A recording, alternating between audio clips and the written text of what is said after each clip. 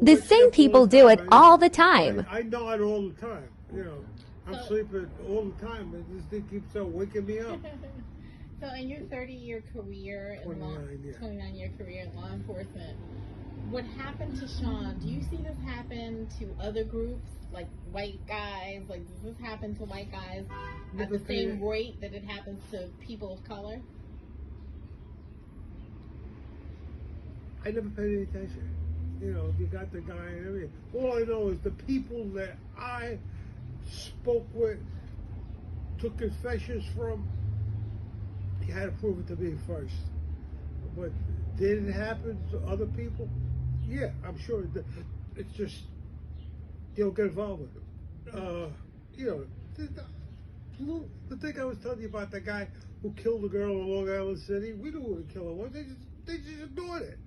Because somebody gave them a name and the guy was dead. The guy who the woman, the wife said, my husband did it. And they go, where is he? He's dead. You know, yeah, that stuff happens all the time. So I don't believe any of that stuff. But did I ever see guys get? Oh, I mean, I saw a guy that I arrested for triple murder that I grabbed. The second I saw him, I know he didn't do it. They framed him. Wow. They framed him. Same people always do it. What they showed me was, why was he there? Give me a reason. A girlfriend. He had a drunk spot he was going to buy. But guys who, he was out of Jersey doing business in Harlem. What the hell is he doing in Queens? Yeah. And that was a heavy drug area. I mean, chances are you pulled anybody over, you were going to get a drug dealer. I mean, you know, it's just. And I never liked this guy because now it was southbound, now it was northbound. Which was it? Did you have those feelings right away from that night, or was that something that happened over time? No, it took a long time. I mean, things start coming together 30 years later, 25 years later, and then when I started seeing that he wasn't copping on parole. I mean, why not? I mean, what did they offer you? Did they offer you something? They offered me 8 1/3 to 25 one time. Yeah. They was willing to go lower, but I refused to take any deals. I said, I'm not gonna take a deal. I don't care what it was. Even if it would have been 2 years, I wouldn't have took it because I'm not gonna. And he never admits in parole that he did it. He knows he's not getting out unless he says it. Right. Then I wrote the letter, and what impact it was going to have, and they ignored it. But the problem was is that same cop son gets shot, just like the father did.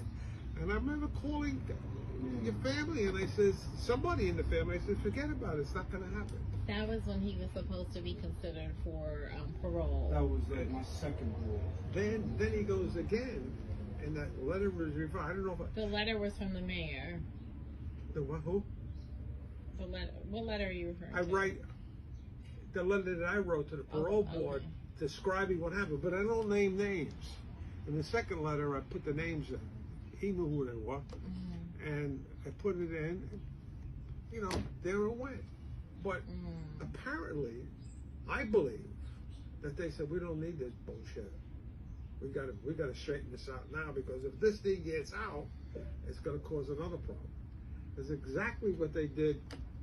In my opinion, there is no way in hell that at 2 o'clock in the morning, a police officer is gonna come across a car to help the guy, unsuspecting. He's not ready, and that guy comes out of that car and starts shooting him. Shoots him 3 times, so he's going to be able to recognize him. In the middle of the night. Yeah, especially a black guy in the middle of the night if you're white. Right. Yeah. It was easier for me to recognize him because of his legs, his bow legs. Those infamous bow legs. But yeah, but see, there's other factors that... And according to him, I walked towards him.